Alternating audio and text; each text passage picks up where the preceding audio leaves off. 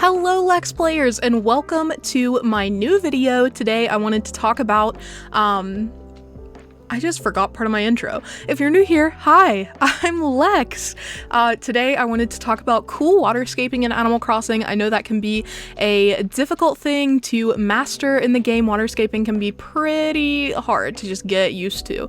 So we're gonna look at different examples of really cool waterscaping, and I want to start with this one because it's one of the prettiest islands I've ever seen in general. But look at this waterscaping. Are you kidding? Look at that cauldron in the middle. We are witches here. We are witches. Sorry, I've calmed down, but I just wanted you to see this because what? Look at the waterfalls. This island is incredible. Let's walk over here too for the vibes. You can walk around this little mysterious cauldron. I'm obsessed with this island, first of all, but yeah, oh my gosh. This is, in fact, one of the coolest instances of waterscaping I've ever seen. Waterscaping can be really difficult to get right, but this creator nailed it first try. I mean, I don't know how many tries this took. This area is perfect, though. Oh my gosh, the decor and everything as well is so important for emphasizing and characterizing your waterscaping, and again, this creator just has it down pat. I am speechless about this. I mean, like I said, this is just one of the prettiest islands I've seen in general, like even without this area, but it's just, it looks so cool. It looks so cool. And I'm hiding the dream address, but look at the area on the map. I mean, my little thing is covering it, but you can see a little like bullseye. Oh my gosh, I love this island. I really need you all to appreciate the lead up for this one because how precious is all of this? But let's go look at this waterscaping. It's a butterfly lake. Of course I had to include some shaped little ponds / lakes in this because they are so critical to creative waterscaping. I think they're some of my favorite things to see, just people creating these amazing shapes out of waterscaping using the same tools that I have, but making things like this wild. I can't wrap my mind around it. Here is closer to a bird's eye view of this one. You can see just how stunning it is. This is so impressive and lovely. I love that there's a little fish enjoying the pond right now. I want to catch that so bad. I've been playing on my new island all day and catching fish, and now I'm obsessed. I've always been a fisherwoman. But yeah, this was just so beautiful and vivid, the colors and everything. Like I said, the decor around cool waterscaping is so critical to the waterscaping itself, you know, to making it be this awe-inspiring, this impressive, this breathtaking. So definitely something to keep in mind. How you're framing your water matters so much to whether or not you're going to find it aesthetically pleasing, I think. Next up is this beautiful build, which, are you kidding me? I selected this one because I think the creator did such a good job of showcasing how natural waterscaping goes, how curving your water, making it very river-like, how it flows through the island instead of just straight lines. You're giving it a more winding path. That is so cool to see, and it will always step up your waterscaping game, I think. Also, these custom designs, this pathing, so beautiful. The fact that this is like a graveyard, but it has this beautiful creek / river running through it. Again, the custom designs are amazing. We've got this calming waterfall up ahead. This waterscaping just looks so natural and effortless, even though I'm sure it took so much time to get right. It is breathtaking. I also just love the ambiance here at this time of morning. How gorgeous is everything here? You can also walk on this side of the water. It is close to the edge of the island also. It's cool to see so robust terraforming making it this far to the southeastern edge of the island, and the pathing just keeps going. So easy to navigate and such beautiful waterscaping. There's even a sunken portion here, as you can see, a little waterfall going down, all the flowers everywhere, especially how they're placed in the water, like this one here, this hyacinth. It's just, wow, just beautiful.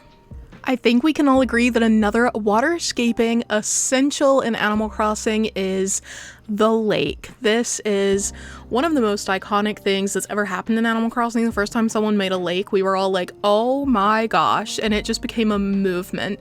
And this creator has done it beautifully. You want to keep the cliffs close enough that you can see the scenery in the distance, but you want to have an interesting foreground as well. I've seen people do this all sorts of way where maybe they'll put a mini island out in, you know, the water, or maybe they'll just have little spots with flowers like the last island we visited, and no matter how you do it, it's bound to turn out gorgeous. It's just a beautiful way to take up space on your island as well as make pretty rigid waterscaping look fairly natural.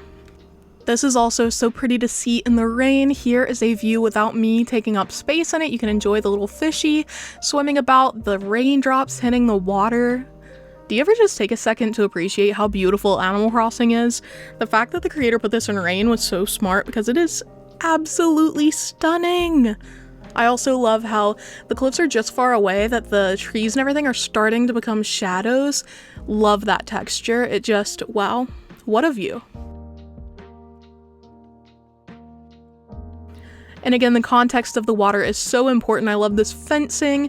Literally, there is a lake house here, so whichever villager this is, very lucky. And there's Pearl, oh my gosh, my queen. That's unrelated to the fact that this is a waterscaping video, but just beautifully done all around. And the fact that there's a boat on this dock that's being repainted, how cute is that as a little story, a little bit of lore for the island. Remember how I mentioned little islands being in big spaces of water?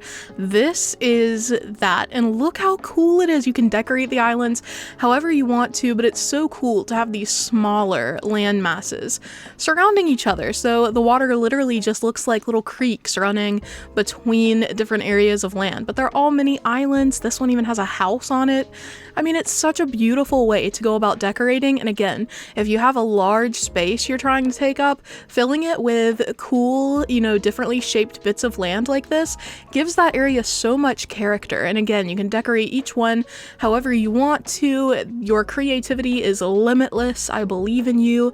And this fits for pretty much any theme. I feel like you could even make this work in, you know, like a very strictly terraformed city core island if you wanted to. It's just such a beautiful way to take up island space. I also really appreciate how the creators today have created such a mood with their weather. Like, this island is so moody. And look at those ducks. It's ducks having a picnic. You cannot change my mind. That duck is reading the book. An educated young man. Anyway, let's go to the next little waterscaping tip that I have today. My goal is always to feature a variety of themes, and this one truly takes the cake. Do you see this little pond? It's a duck pond, and there's a little duck on a puddle there. This is such a cool little kid-core city, and I'm obsessed. I also had no idea this was the next island on my list, and I was just talking about the ducks on the last island. You can tell I love ducks. Peaches is running off on me. Rubbing off on me?